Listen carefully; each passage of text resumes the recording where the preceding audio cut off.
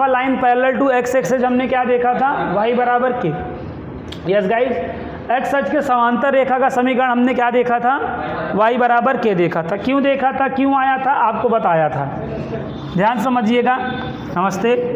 तो यहाँ पर देखिएगा equation of a line parallel to x axis, हमें किस लाइन का इक्वेशन फाइंड करना है बच्चों,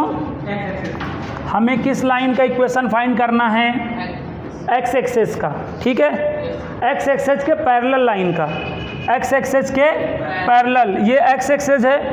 ठीक है, और ये पैरेलल लाइन हुई कि नहीं, एक्स एक्सिस की ये पैरेलल लाइन हुई कि नहीं,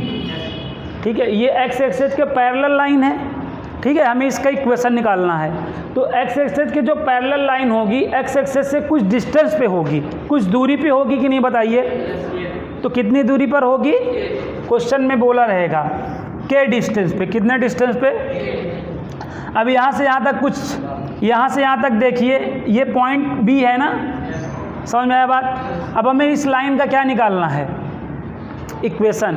हमें एल का इक्वेशन फाइंड करना है ना, तो हमें जिस लाइन का इक्वेशन फाइंड करना होता है हम उस पर एक general point P x comma y,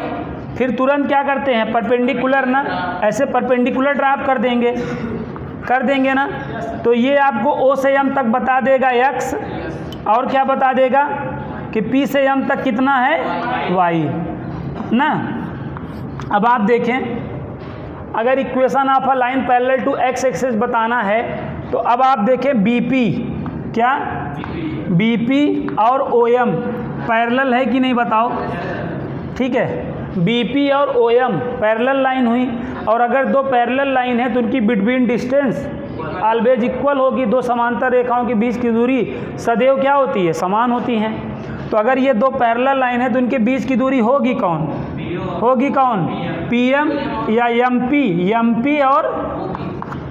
MP और क्या होगी, OB होगी कि नहीं, MP की क्या वैल्यू है बताएं, MP की क्या वैल्यू है y, और OB की देखें प्रूव हो गया कि नहीं। ये बेटा डेरिवेशन था, किसका डेरिवेशन था, अगर equation of a line parallel to क्या है, equation of a line parallel to अगर एक्स एक्सिस है तो इक्वेशन क्या होगा, समझ में आ गया बात, y बराबर के होगा, क्यों होगा, यूँ होगा, ठीक है। तो आप क्या करें, एक्स एक्सिस के पैरेलल लाइन ले लिया आपने, कितनी डिस्टेंस पे, के डिस्टेंस पे। आपको जिस लाइन का इक्वेशन निकालना होता है उस पर आप एक general point P x comma y माना करते हैं, मान के यूँ परपेंडिकुलर ड्राप कर दिया करते हैं, तो ये यहाँ तक x हो गया और यहाँ तक y,